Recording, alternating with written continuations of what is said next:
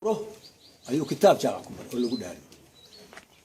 dalka Soomaaliya wixii ku qoran ku dhaqo oo nidaamka federaalka ku hirgeliyo wuxuu ku dhaartay markaas inuu ballanta aw qaaday iyo axdiga aw fiyo xadiiskii nabawiga ahaa oo la isku waafaqay mutafaq calayhi wuxuu oranayaa wuxuu ka hadlayaa calaamatul munaafiq علامة المنافق ثلاثة: إذا حدث كذب، وإذا وعد خلف، وإذا أؤتمن خان. لما أورنكرو ومد إلى سوماليات بان ويدينيا علماء ننكي كل دارتي دستور كاس إنه كهر قريه وحا كو يالو هاي نيشيغي إنه إذا وعد خلف إنه خلافه والله عليه يا دارتي سو لما أورنكرو إذا أوتوا من خانة ننكي لغو آمن الدولة نمدي الصومالية نظام فدرالك إنه كوير قليل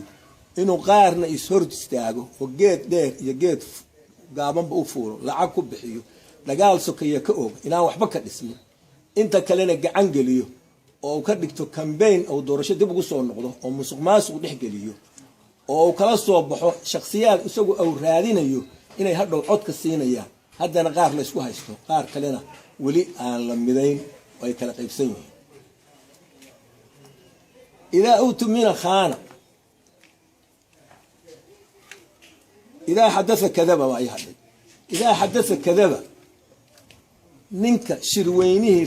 shan iyo 20 kilo laysu yimo beesha caalamka iyo maamuladii dawladda federaalka qaybta ahaa shirkooda ka sheegay shirkii Nairobi shirkii Kismaayo oo lagu kala tagay oo waxba ka soo bixin intuu yimi waxaan ku heshiinay in aanu aqalka hoose ku qaybsano 4.5 ama 4.5 oo wax dokumenti ah oo meediyada ka sheegay iyo cid u dhiibay iyo wax qoraal ah oo san midna ahayn saa u sheegay oo ku ceeboobay soo maaha markaas idaa xadada kadab marka culimadan weydiinaya Soomaaliyeed iyo ummadda Soomaaliyeed ninkaas ma lagu sifayn karaa inuu yahay nin munaafiq ah oo aan lagu aamini karin masiirka dawladda Soomaaliya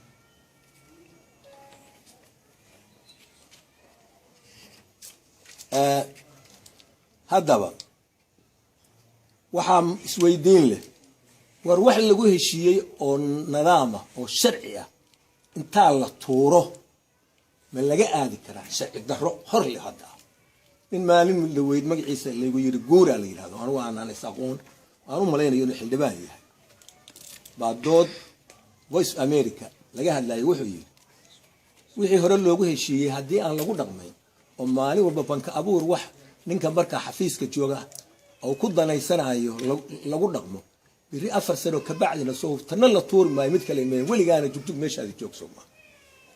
aad baa ninkaas arintiisa walahi helay waana ku waafaqsana waxa marka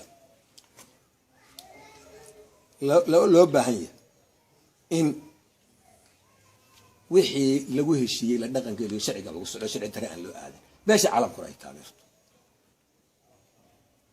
waxaan rabaa laba eray inaan kooban qolo mid u jeediyo waxa weeye waa beesha caalamku waxaan u maleynayaa United Nations oo oo dhan ka jooga iyo dawladaha maanta Soomaaliya kharash ku bixiya ama naftooda u horayo dhiig ku shubaayo oo igad oo ciidamadooda ay joogaan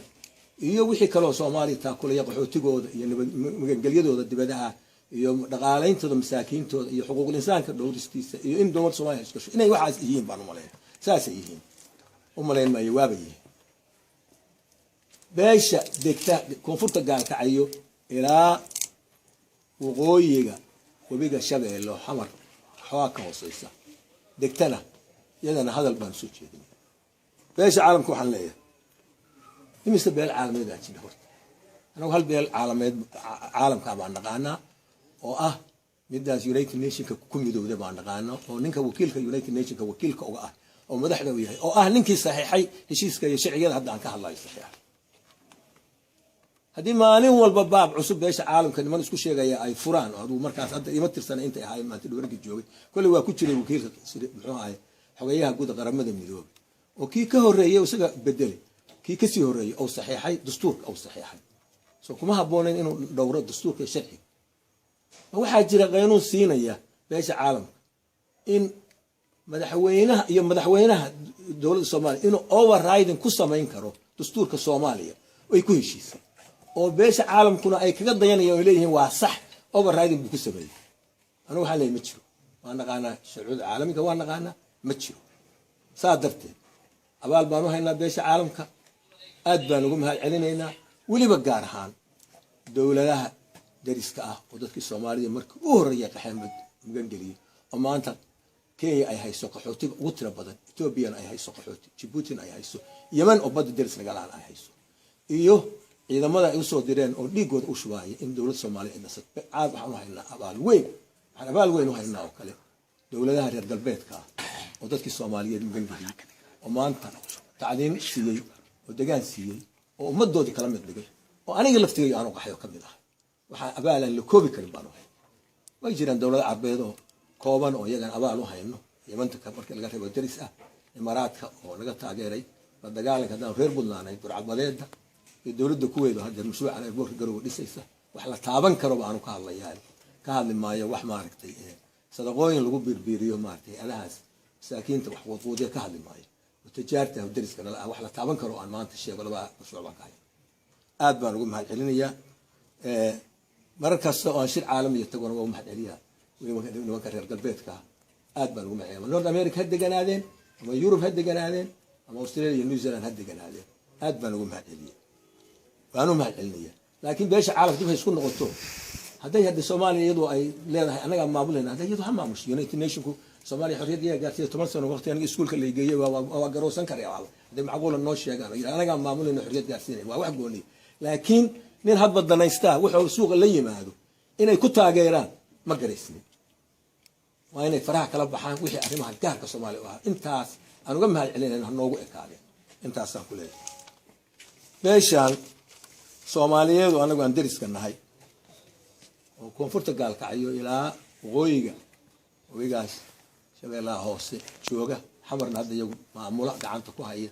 waxaan leeyahay ninkan odaga ah iyo maamulkiisa meesha jooga idinku in dhex degan yahay waxa maalin bayna haysta baad u jeedaa